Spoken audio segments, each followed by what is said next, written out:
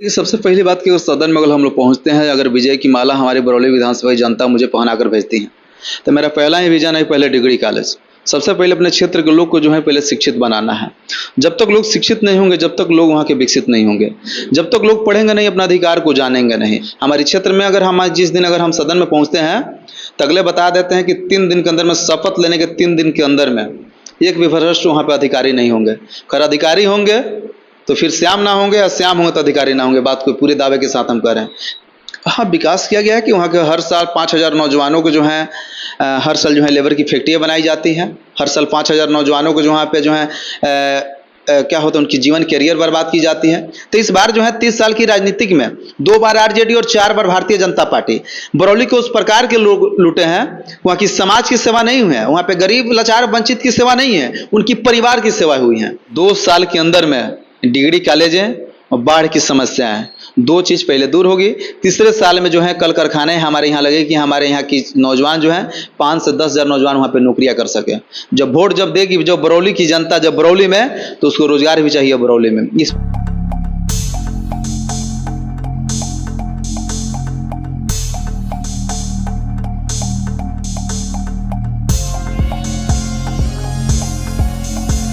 RS James and jewellers, जहां आपको मिलेंगे एक से बढ़कर एक फैंसी डिजाइनों में हॉलमार्क जेवर। जी हां, आपने बिल्कुल सही सुना। अगर आपको भी लेना है गोल्ड और चांदी के जेवर, तो चलिए आइए सबसे विश्वसनीय shop RS James and jewellers में। हमारा पता है लाल पैलेस स्टेशन रोड, सिवान। हमारा संपर्क नंबर है 9572658649 79798694। नमस्कार, मैं हूं परवेज और आप देख रहे हैं बिहार न्यूज एक्सप्रेस। इस वक्त हमारे साथ गोपालगंज जिले के बरौली विधानसभा क्षेत्र से चुनाव जो लड़ने की तैयारी कर रहे हैं निर्दलीय प्रत्याशी के रूप में है श्याम भाई।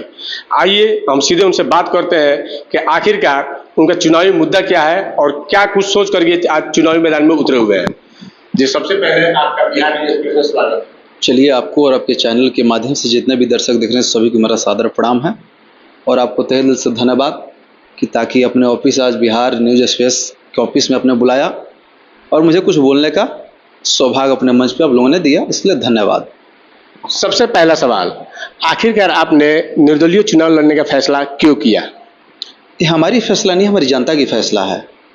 क्योंकि हमारे गोपालगंज जिले की बरौली विधानसभा की जो बनावटें हैं, जिस प्रकार की उद्धरती जो अब्दुल गफूर साहब ने बिहार के मुख्यमंत्री रहे उनकी उद्धरती है, उस धरती के उनके चले जाने के बाद जो है वहाँ के मुख्यमंत्री रहे, उसके बाद से जो 30 साल की राजनीति में जो 2 दल के लोगों ने जिस प्रकार के वहाँ के लोगों के द्वारा प्रताड़ित, जिस प्रकार के वहाँ के लोगों की जो है जन समस्याओं को जो है निचोड़ मतलब होता है लोग निकालते हैं, लेकिन वहाँ के जो नेता लोग वहाँ के जो है गरीब असहाय लाचार के जितने लोग की आमदें जो है सरकार की जो आती हैं जन जन तक पहुंचाने के लिए, वो निचोड़ जो है नेताजी लोग अपने आप को निचेड़ लिए। इसलिए जो है जनता की विश्वास इस बार जो है पार्टी पर नहीं है, इसलिए हमारी जनता के निर्णय थे कि श्याम भाई निर्दलीय के रूप में आए, तो निर्दलीय के रूप में हम लोग तैयार हैं।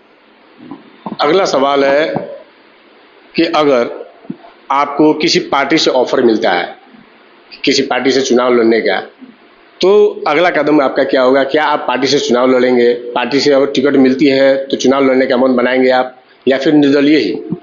देखिए, अभी जनता की निर्णय जो है 23 तारीख को हम लोगों ने एक कार्यक्रम किया था, जिसमें बरौली में लगभग 10,000 की संख्या में माताएं बहन युवा साथी गर्जियन ऐसे तमाम ग्राम पंचायत से जनप्रतिनिधि लोग भी आए थे। सारे लोग का कहा नाम था कि श्याम भाई जो है एक निर्दलीय प्रत्याशी के रूप में हम सबके बीच प्रत्याशी के रूप में आए, तो हमने उसको स्वीकार किया। लेकिन इस प्रकार के पार्टी के किसी अगर मतलब प्रपोजल मेरे पास आती हैं तो बिल्कुल जो हमारी जनता जो मुझे इस लेवल तक जो पहुंचाए, उस जनता के बीच में हम लोगों ने फिर निर्णय करेंगे। उस पार्टी अगर जो है अगर जनता कहती है कि इस पार्टी से श्याम भाई, तो जनता की निर्णय हो गया। जनता अगर निर्णय लेगी तो इस पर हम लोग तैयार रहेंगे। पहले क्षेत्र में आप घूम रहे होंगे, जनता के समक्ष आप समय दे रहे हैं, लोगों के बीच जा रहे हैं। 3 ऐसी समस्याएं जो आपको बरौली विधानसभा क्षेत्र में देखने को मिलता हो, जैसे भ्रष्टाचार हो गया या फिर जनता से जुड़े समस्या हो गई, अगर जनता आपको मौका देती है तो कैसे उस समस्याओं को दूर करेंगे? 3 ऐसे कुछ समस्याएं जो आपको दिखाई देता हो। देखिए, सबसे पहली बात कि उस सदन में अगर हम लोग पहुंचते हैं, अगर विजय की माला हमारी बरौली विधानसभा की जनता मुझे पहनाकर भेजती है, तो मेरा पहला ही विजन है पहले डिग्री कॉलेज। सबसे पहले अपने क्षेत्र के लोग को जो है पहले शिक्षित बनाना है। जब तक लोग शिक्षित नहीं होंगे, जब तक लोग वहाँ के विकसित नहीं होंगे, जब तक लोग पढ़ेंगे नहीं, अपना अधिकार को जानेंगे नहीं, तो इसलिए हमारी पहले विजन है कि पहले जो है कि वहाँ पहले डिग्री कॉलेज को लाना, डिग्री कॉलेज को स्थापित करना। और जो है आज यहाँ तक बात कहें कि मतलब कि भ्रष्टाचार, तो सबसे पहली बात जब वहाँ के नेता चाहिए हो तो वहाँ के हमारे प्रयास हैं कि पहले व्यवस्था चेंज करना। हमारे क्षेत्र में अगर हम जिस दिन अगर हम सदन में पहुँचते हैं तो अगले बता देते हैं कि 3 दिन के अंदर में, शपथ लेने के 3 दिन के अंदर में एक भी भ्रष्ट वहाँ पे अधिकारी नहीं होंगे। अगर अधिकारी होंगे तो फिर श्याम ना होंगे, और श्याम होंगे तो अधिकारी ना होंगे। बात को पूरे दावे के साथ हम कह रहे हैं। 3 दिन के अंदर में जितने भ्रष्ट अधिकारी हैं सारे लोग जो है अपने आप को जो है कहीं रिजाइन लगा के चले जाएं, तो चाहे कहीं हो सकता है अपना कहीं यहाँ से ट्रांसफर करवा ले, तो उनकी जिम्मेदारी बनती है। नहीं तो हमारी जनता, जितने भी अधिकारी हैं वहाँ पे जहाँ जनता की कार्य करने के लिए आएंगे तो जनता की बात को सुनेंगे, अधिकारी को लोग वहाँ पे कहने नहीं जाएंगे। उनकी कुर्सी है, उनकी गरिमा को हम लोग सारी चीज को ख्याल रखेंगे, लेकिन जनता की जो है सेवा के लिए आएंगे तो जनता के बीच वो लोग एकता पे वो लोग तैयार रहेंगे। क्या लग रहा है कि अभी जो वहाँ पे स्थानीय जो विधायक हैं उनके द्वारा अभी किस तरह का विकास कार्य किया गया है, क्या कमियां दिखती हैं? हाँ, विकास किया गया है कि वहाँ के हर साल 5,000 नौजवानों को जो है हर साल जो है लेबर की फैक्ट्रियाँ बनाई जाती हैं। हर साल 5,000 नौजवानों को जो वहाँ पे जो है क्या होता है, उनकी जीवन कैरियर बर्बाद की जाती है, क्योंकि उस प्रकार की वहाँ पे व्यवस्था उस प्रकार की नहीं है। हमारे यहाँ डिग्री कॉलेजें नहीं है। सबसे पहले बात, वहाँ पे मैट्रिक इंटर पढ़ने के बाद लड़के जो वहाँ पे लेबर की फैक्ट्रियाँ बनते हैं, मैट्रिक इंटर करने के बाद प्रदेश जाते हैं, 8 से 10 हज़ार की नौकरियाँ करते हैं। सबसे उसके बाद बड़ी समस्या हम लोग यहाँ है बाढ़ की समस्या, जो बांध की जो है हर बार जो टूटती हैं, हमारे जितने भी लगभग 8 से 10 पंचायतें हमारी विधानसभा की, वो कटाव के रूप हो जाती हैं, दह जाते हैं। वहाँ पे किसान भी जो है ऐसा है एकदम लाचार, वो अपने आप को महसूस करते हैं। जो देश की जो है सबसे आर्थिक जो है यहाँ पे किसान है, देश को चलाने में सबसे बड़ी भूमिका किसान की है। उस धरती से जहाँ पे क्या 2005 से पहले हमारी बरौली विधानसभा कृषि प्रधान क्षेत्र हुआ करता था। आज वहाँ के हैं किसान जो है सारे लोग पलायन कर गए, वो प्रदेश में 8 से 10 हज़ार की नौकरियां कर रहे हैं, अपने परिवार की पालन पोषण कर रहे हैं। तो समस्या तो हजार है। यहाँ की जो है विकास जो है बिल्कुल बदहाली है। वहाँ की जनता है तरह एकदम तंदुरुस्त है कि यहाँ के नेताओं आखिर करे तो क्या करें। इस प्रकार की स्थितियां, विकास की बात करें तो विकास वहाँ पे शून्य है। इसलिए जो है आपकी पर जनता मुंड बना ली है कि निर्दलीय प्रत्याशी के साथ जनता रहेगी। देखा जाए तो एक तरह से बिहार में जो है कि राजनीतिक दल जो भी है क्षेत्रीय, जैसे राजद हो गया, जदयू हो गया, भाजपा हो गया, इन लोगों का बोलबाला है बिहार में। वैसे में आप निर्दलीय प्रत्याशी के रूप में चुनावी मैदान में है, तो क्या लग रहा है किस तरह से पाल पाइएगा इन लोगों को? देखिए, सबसे पहले बात कि लोकतंत्र के मालिक जो है, मतदान की मालिक जो है, सारे मतदाता जो है जनता मालिक है। दल कोई माने नहीं होते। पूर्णिया से सांसद जो हैं पप्पू यादव जी हैं, निर्दलीय के ही रूप में है। एक बिहार सरकार के भी, बिहार सरकार में एक मंत्री भी हैं, वो निर्दलीय के रूप में है ना। एक झारखंड के चले जाएंगे तो क्रांतिकारी एक बेचारा लड़का है जयराम महतो, टाइगर जयराम महतो, निर्दलीय के रूप में भी हैं। भले अपना पार्टी उन्होंने बनाया लेकिन एक निर्दलीय के रूप में स्थापित किया। नगीना से सांसद चंद्रशेखर आजाद है निर्दलीय के रूप में। तो कहीं ना कहीं वहाँ के जो जनता है, वहाँ के पार्टियों को लोग से नाराज है, तो वहाँ के जो निर्दलीय के जो है ऐसे व्यक्तियों को लाते हैं कि ताकि उन लोगों की विकास की मतलब होती है। तो इस बार जो है 30 साल की राजनीतिक में 2 बार आरजेडी और 4 बार भारतीय जनता पार्टी बरौली के उस प्रकार के लोग लूटे हैं। वहाँ की समाज की सेवा नहीं हुई है, वहाँ पे गरीब लाचार वंचित की सेवा नहीं है, उनकी परिवार की सेवा हुई है। क्योंकि उनके घर के लोग जो हैं, बच्चे जो हैं जयपुर कोटा पढ़ लेते हैं, लेकिन जो लोग वोट देते हैं उनके जो है बच्चे जो है यहाँ की सरकार। तो क्या लग रहा है कि यह जो परिवारवाद है श्याम भाई खत्म कर पाएंगे निर्दलीय चुनाव लड़ करके? जी बिल्कुल खत्म होगा, बिल्कुल खत्म होगा। अब परिवारवाद जो है बरौली के लोग गोपालगंज जिला में अब चलने वाली नहीं है, क्योंकि वहाँ की जनता समझदार हो चुकी है, जनता जागरूक हो चुकी है। जागरूकता जो एक हम लोग फैलाने का काम किया है, जागरूक वहाँ की जनता को कर रहे हैं। और जनता इस बार है बदलाव के मूड में है। और जो विरासतें हैं, जो परिवारवाद साफ समाप्त हो जाएगी, दूर दूर तक फिर जो है हमारी बरौली में दिखाई नहीं देगी परिवारवाद। पूरे दावे के साथ ही हम कह रहे हैं। अगर जनता आपको निर्दलीय ही चुन लेती है, अपना जनप्रतिनिधि आपको मान लेती है, आपको विधायक बना देती है, तो कैसे आप किस तरह से उन लोगों की समस्याओं को दूर करेंगे? कैसे जो है कि आप डिग्री कॉलेज वहां पे बनाएंगे? निर्दलीय रहेंगे बिना पार्टी की मदद से या फिर किसी संगठन में गए, कैसे आप काम कर पाएंगे? सबसे पहली बात कि निर्दलीय जब हम जीत कर जाएंगे तो किसी ना किसी जो सरकार बनेगी उसको तो हमको जो है समर्थन तो देना पड़ेगा ना। और निर्दलीय जो होता है वो जनता की होती है, तो हमारी जनता की आवाज़ होगी। कहीं पे हम बोलने डटने वाले जो हैं, बोलने वाले व्यक्ति हैं हम लोग, मैदान छोड़ के भागने वाले व्यक्ति नहीं है। पार्टी का एजेंडा नहीं कि पार्टी जो तय करेगी 4 वर्ड मुझे पार्टी के समर्थन में बोलना, तो वो बात नहीं। डिग्री कॉलेज की बात है, 2 साल के अंदर में डिग्री कॉलेजें और बाढ़ की समस्या है, दो चीज़ पहले दूर होगी।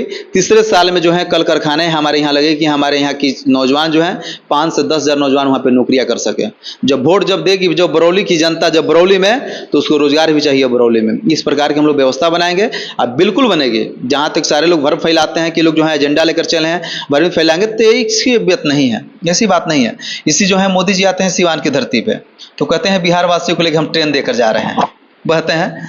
वही अमित शाह जब गोपालगंज भी आते हैं तो कहते हैं कि एक बार भारतीय जनता पार्टी की अब सरकार बनाइए, पूरे बाढ़ से निवारण जो है भारतीय जनता पार्टी दिलाएगी। तो हम जानना चाहते हैं क्या जो 18 से 20 साल की जो सरकार एनडीए की है वो किसकी है? क्या बाढ़ से निवारण नहीं? कहीं ना कहीं लगता है कि जनता की लॉलीपॉप। यही मोदी सिवान आते हैं तो कहते हैं कि हम जो है एक रेल देकर जा रहे हैं, जो ट्रेन देकर जा रहे हैं बिहार वासियों के लिए। गुजरात में जाते हैं तो क्या कहते हैं कि पूरे गुजरात वासियों के लिए हम कल कारखाना लगा रहे हैं। तो कहीं ना कहीं उनकी ये भी मानसिकता है भारतीय जनता पार्टी के जो केंद्र नेतृत्व है कि ताकि बिहार के लोगों को हम लेबर की फैक्ट्री ही बना कर रखें, कि बिहार के लोगों को हम रेल दें, कि ताकि उस पर जो है टोटल जितने भी बिहार के नौजवान हैं लेबर बन के गुजरात में आए, हमारी कल कारखाना में काम करें, और यही है उनके एजेंडा। यही लगता है मुझे देखने से। एक सवाल, आप लोजपा के सदस्य भी हैं और आप ही के पार्टी से वहाँ पे बीजेपी से विधायक हैं राम परवेश राय। देखिए सबसे पहले बात, और आप निर्दलीय चुनाव लड़ने का फैसला किया है। मेरी बात को सुन लीजिए। जहाँ तक बताएं कि आप जो है लोजपा के सदस्य हैं, तो सबसे पहले कि बड़े भैया चिराग पासवान जी से 2019 से एक बढ़िया संबंध है। अगर हम राजनीति की करियर में अगर हम जानते हैं राजनीति का किसी को लीडरशिप अगर समझते हैं तो उनकी मतलब मानते हैं बड़े भाई हो। अब बाकी अनेकों दल के लोगों से संपर्क है, लेकिन 2019 की बात की है। लेकिन सबसे पहले जो है चिराग पासवान जैसे हैं तो उनकी विचारधारा को भी, उनकी विजन को ठीक लगता है। उनके जो है विचार बहुत अच्छे, जो बिहार के प्रति जो लेकर चलते हैं, बिहारी फर्स्ट बिहारी फर्स्ट की जो विजन लेकर चलते हैं। मुझे लगता है कि बिहार के जो है नौजवान के पक्ष में बात करते हैं, गरीब वंचित शोषित को से वो आवाज़ बनते हैं, तो इसलिए उनके देते हैं। बाकी रही कि लोजपा की जो वहाँ पे कि गठबंधन की सरकार है, तो इसमें ये पार्टी के हो सकता है कि ये लोकतांत्रिक देश है, ठीक है।